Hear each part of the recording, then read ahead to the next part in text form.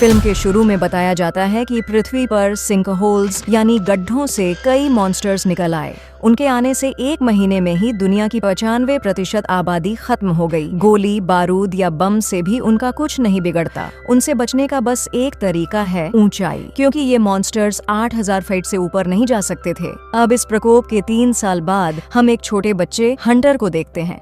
वो एक पहाड़ी पर बैठकर दूसरी पहाड़ी पर खेल रहे बच्चों को देखता है, क्योंकि उसका भी मन करता है उनके साथ खेलने का। इसलिए वो 200 फीट नीचे उतरा था उन्हें देखने के लिए। पर तभी उसे लगता है कि कोई उसके पीछे है।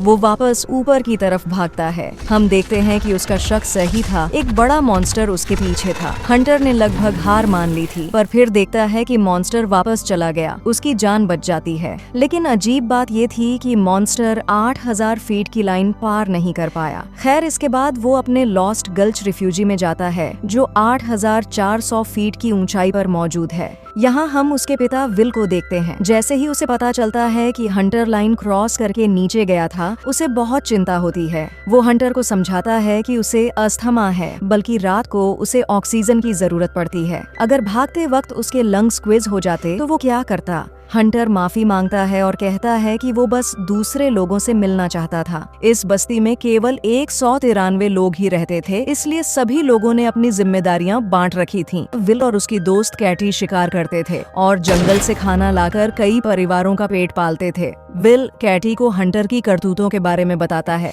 कैटी कहती है कि चाहे आप उसे कितना भी रोकें या अच्छी जिंदगी देने की कोशिश करें, ये पहाड़ उसके लिए एक जेल की तरह है। बताता है कि उसके वहाँ जाने की एक और वजह थी उसकी माँ, क्योंकि पिछली बार हंटर ने अपनी माँ को उसी जगह देखा था। हम उनसे कुछ दूर खड़ी नीना को देखते हैं, जो हथियारों का काम करती है। दरअसल मॉन्स्टर्स ने उसके पूरे परिवार को मार डाला था, इसलिए वह उन्हें मारकर अपना बदला लेना चाहती है। वह गोलियों को गर्म करती है और ढाल पर मारती है, लेकिन यह एक्सपेरिमेंट भी इतना कारगर नहीं था कि उन मॉन्स्टर्स को मार सके।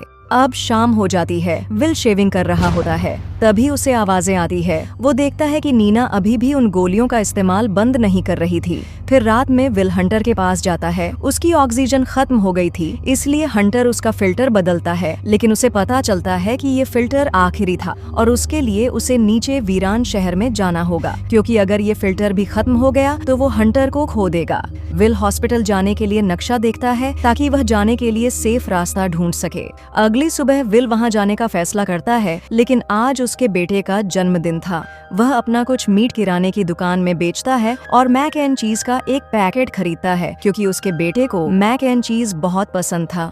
हंटर पूछता है कि हम रेडियो क्यों नहीं उसे करते। विल बताता है कि दूसरी कम्युनिटी को सिग्नल देने के लिए फ्लैग यूज करते हैं, क्योंकि उन्हें जरूरी कामों के लिए इलेक्ट्रिसिटी बचानी होती है, जैसे उसकी ऑन ऑक्सीजन मशीन। अब रात को विल नीना के पास जाकर बताता है कि कैसे उसका बेटा अब मौत के कगार पर है और उसे हॉस्पिटल तक जाना होगा, जो 2000 फीट से नीचे है। नीना कहती है कि वहां जाना सुसाइड है, क्योंकि बॉम्ब, गोला बारूद उन मॉन्स्टर्स का कुछ नहीं बिगाड़ सकते। विल नीना से उसके साथ चलने की मदद मांगता है, क्योंकि पिछली बार मॉन्स्टर्स से लड़ाई के दौरान नीना ही अकेली थी, जो 50 लोगों के उस ग्रुप में जिंदा बची थी। विल ये भी कहता है कि उसने वहां जाने का सेफ रास्ता खोज लिया है, लेकिन नीना कहती है कि लक की वजह से वो पिछली बार बच गई थी और हर बार ऐसा नहीं होता। उसके मुताबिक बिना लाइन क्रॉस करे हॉस्पिटल जाने का कोई रास्ता नहीं है। नीना उसके साथ नहीं जाती, लेकिन विल को अब भी उम्मीद होती है कि उसके साथ चलेगी। नीना उसकी मदद के लिए रेडियो फ्रीक्वेंसी वाला एक कंपास बनाती है, जिससे विल को मॉन्स्टर्स के आने का पता चल जाएगा। इस बीच उसे पुरानी बातें याद आती हैं, जब मॉन्स्टर्स ने उसके परिवार को मार डाला था।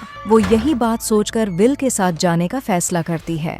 अब अगली सुबह विल अपने एक दोस्त के पास जाता है और उससे ढेर सारी बंदूकें, गोलियां और मैगजीन ले लेता है। तभी वहाँ कैटी को विल के जाने के बारे में पता चलता है, इसलिए विल के मना करने के बावजूद वो उसके साथ जाना चाहती है। कैटी कहती है कि एक न एक दिन उन्हें मॉन्स्टर्स से लड़ाई करनी होगी, तो वो दिन आज क्यों नहीं। कैटी उसके साथ जाने की तैयारी करती है, लेकिन तभी रास्ते में उसकी मुलाकात नीना से होती है। नीना कहती है कि वे मॉन्स्टर्स बीच में से चीज फाड़ देते हैं, लेकिन कैटी को उसकी बात से कोई फर्क नहीं पड़ता। अब विल अपने बेटे हंटर को वादा करता है कि वो वापस जरूर आएगा और तीनों एक नए सफर पर निकल पड़ते हैं। नीना बताती है कि उन मॉन्स्टर्स के पास खुद की बायोमैग्नेटिज्म फील्ड है जिससे वे कार्बन डाइऑक्साइड सेंस करते हैं। वे 600 मीटर दूर अपनी नीडल की मदद से हमें सेंस कर सकते हैं और उस हिसाब से उसने कंपास बनाया है उन्हें ट्रैक करने के लिए। अब वे 8000 फीट की सीमा पर पहुंच जाते हैं। नीना ने कंपास से चेक किया कि 1 किलोमीटर तक कोई मॉन्स्टर नहीं। नीचे चलते हुए वे उस जगह पहुंच जाते हैं जहां सेना ने मॉन्स्टर्स से लड़ाई की थी। यहाँ उन्हें कुछ बचे हुए हथियार मिलते हैं। इन हथियारों के जरिए शायद वे कुछ देर उनसे लड़ सके। यहाँ हमें पता चलता है कि कैटी और नीना की आपस में नहीं बनती और उनकी थोड़ी लड़ाई भी होती है। तभी उन्हें कुछ आवाजें आती हैं। वे देखते हैं कि यहाँ कुछ घोड़े थे। वे लोग सोचते हैं कि ये जिंदा कैसे बचे हैं। खैर, वे नीचे चलते चलते ऑल्ट विस्टा पहुंचते हैं जो 7600 फीट की ऊंचाई पर है। उन्हें पता है कि खतरा कभी भी हो सकता है, पर अच्छी बात ये थी कि यहाँ स्कीइंग केबल कार थी जो ऊपर नीचे जाती थी। खतरा आ चुका है क्योंकि उन्हें एक मॉन्स्टर की आवाज आती है। विल और नीना स्कीइंग की तरफ जाते हैं जबकि कैटी उसे रोकने की कोशिश करती है। उस मॉन्स्टर पर इतने घातक हथियार का भी कुछ प्रभाव नहीं पड़ता। उसे देखकर कैटी की जान हल्क में आ चुकी थी। वहीं विल और नीना केबल कार चालू करते हैं और बैठकर उस मॉन्स्टर पर हमला करते हैं। इस बीच कैटी भी ऊपर चढ़ जाती है। वो मॉन्स्टर तेज स्पीड में उनकी तरफ आ रहा होता है। कैटी के पास आखिरी मौका था बचने का। वो स्कॉलर पर कूदते वक्त नीचे गिरने वाली होती है लेकिन विल उसे पकड़ लेता है। वे लोग मॉन्स्टर से दूर जाने लगते हैं लेकिन वो मॉन्स्टर बहुत चालाक था। उसने तार काट दिया जिससे वे तीनों नीचे गिर गए। अब मॉन्स्टर उन्हें मारने ही वाला होता है लेकिन किस्मत से उन्होंने 8000 फीट की लाइन क्रॉस कर ली थी। मॉन्स्टर वापस चला जाता है और वे बच जाते हैं, जिसके बाद वे रात को एक छोटे रिसोर्ट में रुकते हैं जो करीब 8200 फीट ऊंचाई पर मौजूद था। यहाँ उन्हें सिंगल माल्ट व्हिस्की मिलती है तो जिंदा बचने की खुशी में वे लोग एंजॉय करते हैं। नीना कहती है कि क्रिएटर्स खाने के लिए मारते हैं लेकिन ये मॉन्स्टर सिर्फ मारते हैं पर खाते नहीं। उन्हें ये बात अजीब लगती है कि वे मारकर खाते क्यों नहीं और ऐसा क्या है जो उन्हें ठीक 8000 फीट की लाइन क्रॉस करने से रोकते हैं। कैटी कहती है कि अगर वो मॉन्स्टर कार्बन डाइऑक्साइड सेंस करके आया था तो वहाँ घोड़े भी थे जो कार्बन डाइऑक्साइड छोड़ते हैं, लेकिन वे उन्हें क्यों नहीं मारते। अगली सुबह विल उन्हें कालवे माइंस के पास ले जाता है ताकि 8000 फीट की लाइन से ऊपर रहकर वे हॉस्पिटल के करीब जा सके। ये टनल 8099 फीट की ऊंचाई पर थी, यानी लाइन से सिर्फ 92 फीट ऊपर। हॉस्पिटल यहाँ से 12 किलोमीटर की दूरी पर था। नीना सवाल करती है कि क्या गारंटी है कि ये टनल हर जगह 8000 फीट से ऊपर ही रहेगी, नीचे की ओर न मुड़ी हो, और यहाँ उसका कंपास भी काम नहीं करेगा। लेकिन विल उन्हें यकीन दिलाता है कि ये टनल हर जगह लाइन से ऊपर है जब तक वे नीचे वाले लेवल में न चले जाएं। हम देखते हैं कि उन्हें टनल में चलते चलते काफी वक्त बीत जाता है। सरप्राइजिंगली उन्हें वहाँ का रास्ता बंद मिलता है। अब उन्हें आगे जाने के लिए नीचे वाले लेवल में जाना होगा, यानी मॉन्स्टर्स के इलाके में। विल अकेले जाने को कहता है पर कैटी और नीना भी उसके साथ नीचे जाते हैं। नीचे थोड़ी दूर चलने पर उन्हें पीछे कदमों की आहट सुनाई देती है क्योंकि एक मॉन्स्टर उनका पीछा कर रहा था। वे लोग गोली चलाकर उसे रोकते हैं लेकिन इस बार भी मॉन्स्टर का कुछ नहीं बिगड़ता। ये तीनों उससे बचने के लिए एक गुफा में छिप जाते हैं। विल उन्हें लाइट ऑफ करने को कहता है लेकिन नीना याद दिलाती है कि वो कार्बन डाइऑक्साइड सेंस करके यहाँ आया है, इसलिए तीनों अपना सांस रोक लेते हैं। ये मॉन्स्टर अपनी नीडल के जरिए उन्हें सेंस करने की कोशिश करता है और वो काफी देर तक ऐसा करता है, इसलिए विल लाइट बॉम्ब के जरिए उसका ध्यान भटकाता है।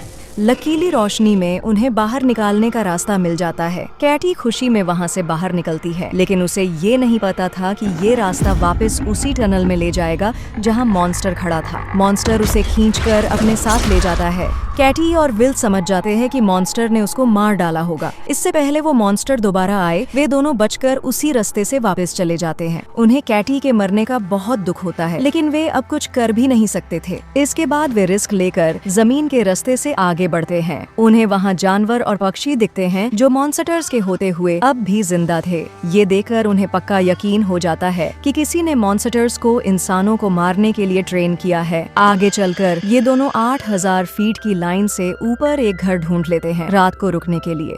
घर में उन्हें मैक एंड चीज का एक पैकेट मिलता है जो विल के बेटे का पसंदीदा था। यहाँ विल अपने आप को कोसता है कि अगर वो उन्हें टनल में न ले जाता तो कैटी जिंदा होती। नीना कहती है कि उसे अपने आप को नहीं कोसना चाहिए क्योंकि कैटी भी अपनी मर्जी से नीचे गई थी। नीना विल को बताती है कि उसे कैटी इतनी भी बुरी नहीं लगती थी क्योंकि कैटी को उसके एक्सपेरिमेंट पर यकीन था। हम देखते हैं कि अगली सुबह वे गाड़ी लेकर लाइन के पास जाते हैं। विल फुल स्पीड में गाड़ी चलाकर हॉस्पिटल की तरफ जाता है क्योंकि उन्हें जल्दी से दवाएं लेकर वापस आना था।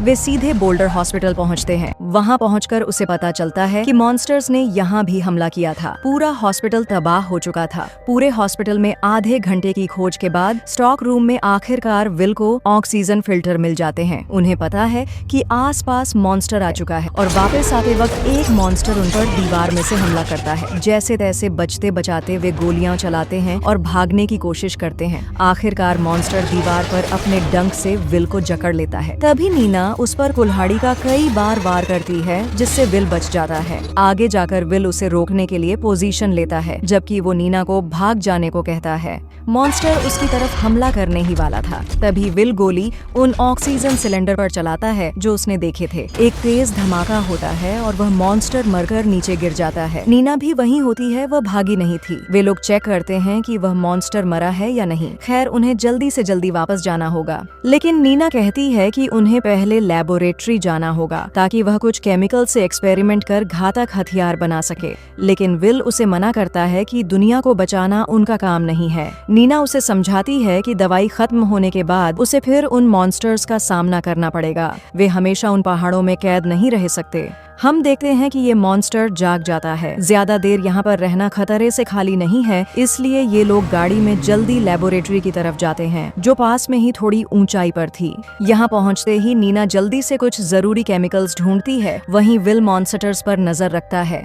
नीना एक्सपेरिमेंट में अपना कुछ फॉर्मूला लगाकर हथियार में यूज करती है। यहाँ खिड़की पर खड़े विल को नीना के परिवार की तस्वीर मिलती है। पहले उसे लगता था कि नीना हमेशा से अकेली थी जिसे अपनी फिक्र नहीं है।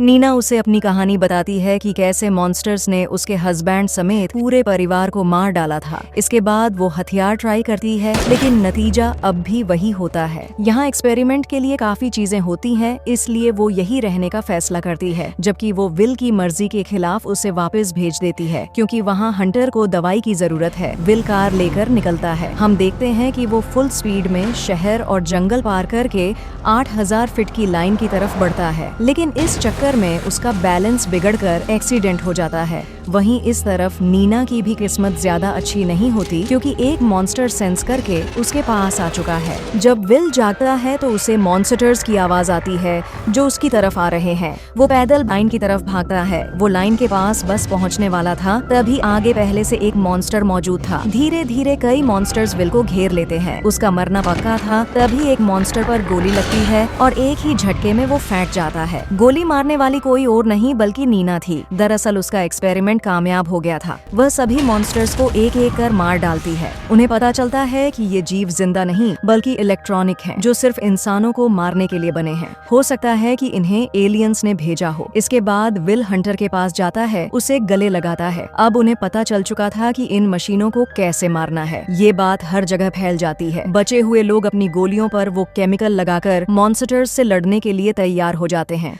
और इस हथियार के बलबूते वे एक एक कर हजारों मॉन्स्टर्स को मार डालते हैं। धीरे धीरे ये पूरी दुनिया से खत्म हो जाते हैं।